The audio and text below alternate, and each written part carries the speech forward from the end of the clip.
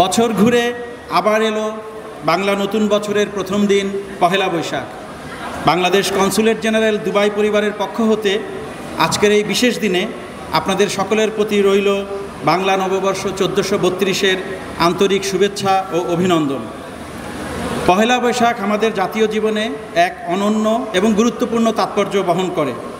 এটি কেবলমাত্র নতুন বছরের প্রারম্ভিক দিনই নয়, বরং তা আমাদের মাঝে বাঙালির শত সহস্র বছরের ঐতিহ্য, সংস্কৃতি এবং অসাম্প্রদায়িক চেতনার এক বিশেষ স্মারক এবং প্রেরণার উৎস হয়ে আছে।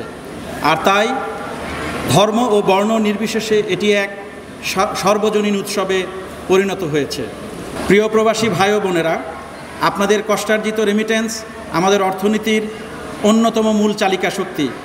পরিবার পরিজন হতে বহুদূরে প্রবাস জীবনে আপনাদের শ্রম, সততা ও আত্মত্যাগের বিষয়টি আমরা তাই কৃতজ্ঞ চিত্তে স্মরণ করি। বরণের এই বিশেষ অনুষ্ঠানটি তাই আমরা এদেশে বসবাসরত সকল সম্মানিত প্রবাসী কর্মীদের প্রতি নিবেদন করছি। আজকের এই অনুষ্ঠানে উপস্থিত প্রবাসী কর্মী ভাই ও বোন সহ সকল প্রবাসী কর্মীদের দেশের প্রতি অবদানের স্বীকৃতিস্বরূপ আসুন আমরা সকলে দাঁড়িয়ে করতালির মাধ্যমে তাদের অভিনন্দিত করি। আমি সম্মানিত সকল অতিথিবৃন্দকে দাঁড়িয়ে করতালি প্রদানের জন্য বিশেষ অনুরোধ জানাচ্ছি।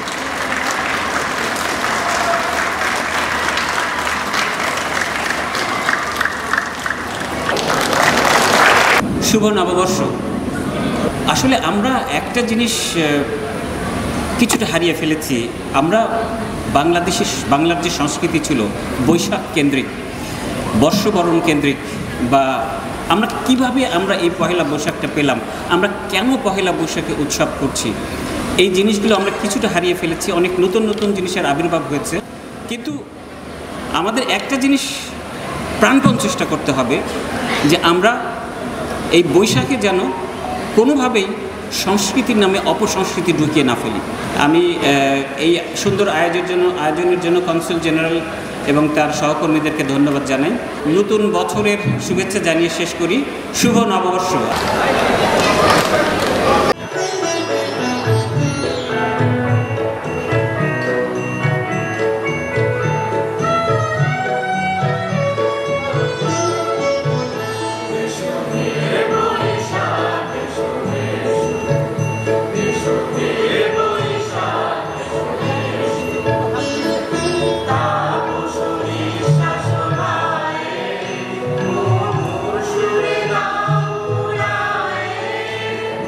Yeah.